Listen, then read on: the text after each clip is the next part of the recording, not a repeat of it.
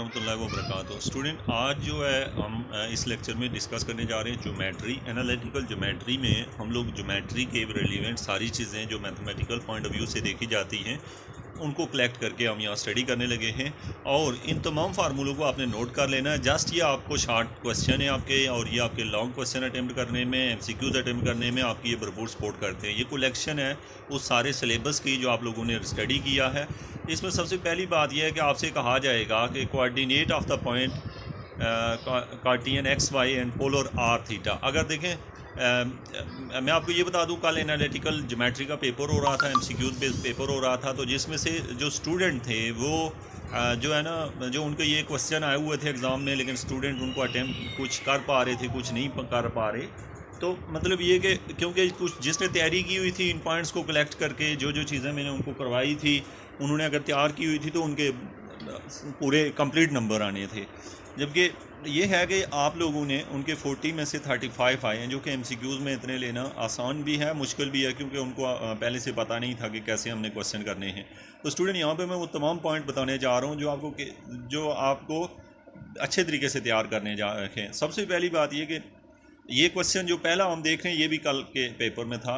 First है coordinate of the point Cartesian x y and polar r theta, x equal to r cos theta, y is equal to r sine theta.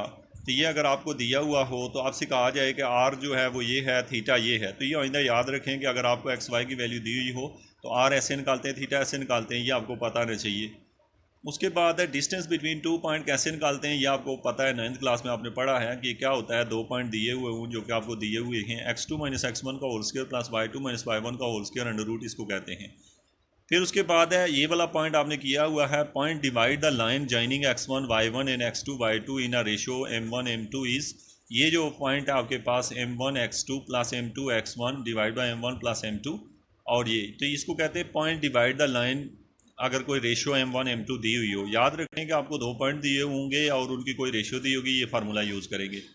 उसके बाद है इन a triangle vertex, अगर ये 3 vertex दिए हों तो triangle का एरिया निकालना हो तो ये देखें आपको फार्मूला दिया गया है। क्या करेंगे, x1 y1 और 1 रखेंगे, x2 y2 और 1 रख देंगे, x3 y3 और 1 रखेंगे, और साथ में 1/2 इसका जो भी आंसर आएगा वो एरिया ऑफ ट्राइंगल निकलेगा। तो इसका मतलब है 3 पॉइंट दिए हों तो एरिया ऑफ ट्राइंगल निकालने का फार्मूला आप लोग जानते हैं। उसके बाद है सेंट्रोड जो है, point of intersection of median को सेंट्रोड कहते हैं। ये बात अब पूछा जाता है, स्टूडेंट को पता ही चलता व्हाट इज सेंट्रोड। एक दिन शायद पहले मैंने आपको कहा भी था कि मैं आपको इस बारे में बताऊंगा। तो सेंट्रोड उसको कहते हैं जो मीडियन का, अच्छा याद रखें कि 3-4 चीज़ें होती है, वो हम 1 बाई 1 पढ़ने लगे हैं। यानी कि आपसे पूछा जाए कि सेंट्रोड होता क्या है, तो जहाँ मीडियन मिलते हैं, आपको ये भी पता हो मीडियन क्या होते हैं, ये तो पहली बात है, चलें इतना पता हो कि point of intersection of median जो होता है उसको सेंट्रोड कहते हैं, और ये निकाला जाता है x1 plus x2 plus x3 divide by 3 और y1 plus y2 plus y3 divide by 3। मतलब ये कि आपको 3 x1 y1 x2 y2 x3 y3 ये दिए होंगे पॉइंट, बस आपने ये फार्मूला लगाना है सेंट्रोड फाइंड करने के लिए। या फिर ये भी पूछा जा सकता है point of intersection of median find करें, तो एक ही बात है। उसके बाद है इन सेंटर, किसको कहते हैं, इसको कहते हैं point of intersection of internal bisector of angle. Angle के जो इंटरनल बाइसेक्टर होता है, एंगल का जो इंटरनल बाइसेक्टर होता है उसको इन सेंटर कहा जाता है। उसको निकालने का तरीका होता है ax1 plus bx2 plus cx3 divide by a plus b plus c, और ay1 plus by2 plus cy3 divide by a plus b plus c, जिसमें से abc जो होती है ये length of the side of triangle होती है। abc जो है वो length of side of triangle दी होती है हमें। और पॉइंट नंबर 4 है आपका circumcentre is the point of intersection of right bisector of the side of a triangle.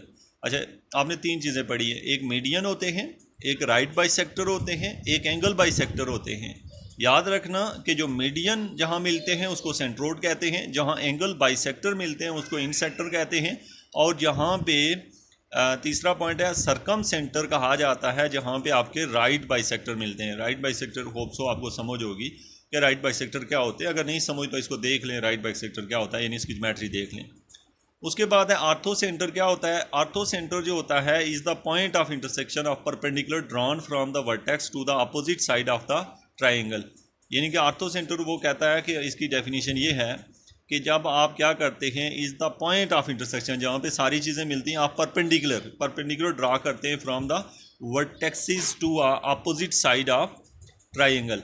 तो ट्राइंगल के अपोजिट साइड से हम जो वर्टेक्स ड्रा करते हैं तो उसको हम कहते हैं परपेंडिकुलर ड्रा करते हैं, तो वो जहाँ पे मिलते हैं उसको ऑर्थोसेंटर कहा जाता है। तो स्टूडेंट यहाँ पे 3 तरह की मिलने की बातें की हैं, 3 नहीं बल्कि कितनी हैं, ये 5।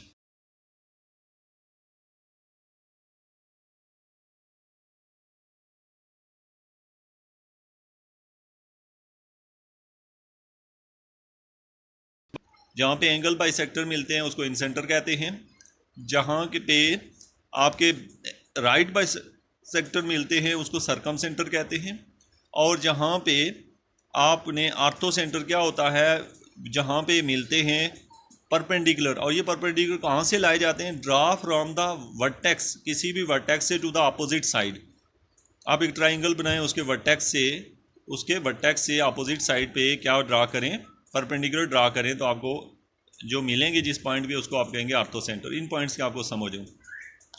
उसके बाद है टॉपिक आपका स्ट्रेट लाइन। ये मैंने बार बार आपको पढ़ाया है, स्ट्रेट लाइन के बारे में मैंने बहुत सारी वीडियो बनाई है, लेकिन इसके पॉइंट सारे कलेक्ट हुए आपके सामने। Number 1, slope of the line joining 2 point. Slope निकालने का फार्मूला ये है, स्लोप ऑफ द लाइन, अगर आपको लाइन ax + by + c = 0 दी होगी तो आप स्लोप निकालेंगे -a/b, यानी कि एक इक्वेशन दी हुई है 2x + 3y + 7 = 0, तो आपको स्लोप कैसे निकालेंगे, जो कोफिशिएंट ax का होगा उसको ऊपर रख देंगे, जो y का होगा उससे नीचे रख देंगे और साथ में माइनस लिख देंगे।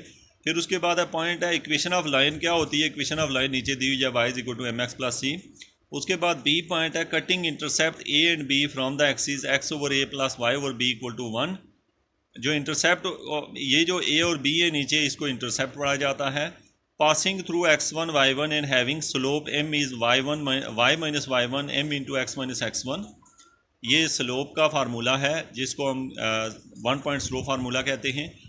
डी जो है पासिंग थ्रू, अगर आपको एक पॉइंट दिया हुआ है, साथ में एक एंगल दिया है, अगर याद रखें अगर पॉइंट और एंगल दिया हो तो आप लोगों को अगर लाइन बनानी है, इक्वेशन ऑफ लाइन, तो वो निकलती है x - x1 / cos theta, y - y1 / sin theta = r। याद रखिएगा इसमें आपको x1 x2 दिए होते हैं, x1 x2 की हेल्प से आप r निकाल लेते हैं और थीटा आपको पहले से दिया होता है। उसके बाद अगला पॉइंट है कि अगर through the point of intersection of a line a1x + b1y + c1 = 0, और दूसरी लाइन भी आपको दी हुई है, ये जो है ना, यानी through the point of intersection of line, यानी कि 2 लाइनें जहाँ इंटरसेक्ट करती हैं उसमें से एक थर्ड लाइन जो है इस फार्मूले से निकाली जाती है। और फिर उसके बाद है, ये अभी हमने जो पढ़ रहे हैं हम लोग स्ट्रेट लाइन के बारे में पढ़ रहे हैं, ये याद रखना। और स्ट्रेट लाइन में हम आगे जाके पढ़ने लगे हैं कि angle between line having slope m1 and m2, ये एंगल निकालने का फार्मूला है tan inverse of m1 - m2 1 - m1 m2। Slope निकाल के उसको इस फार्मूले में पुट किया जाता है। ये 2 लाइनें पैरेलल कब होती हैं, जब m1 m2 के इक्वल होता है। 2 लाइन और परपेंडिकुलर होती हैं जब m1 m2 = -1 हो। If line parallel to the line, अगर लाइनें आपस में पैरेलल होंगी वो कब होंगी, जब ax + by + c = 0 और दूसरी भी, यानी कि उनके जो x का कोफिशिएंट y का कोफिशिएंट अगर सेम हो तो हम कहते हैं लाइनें पैरेलल हैं।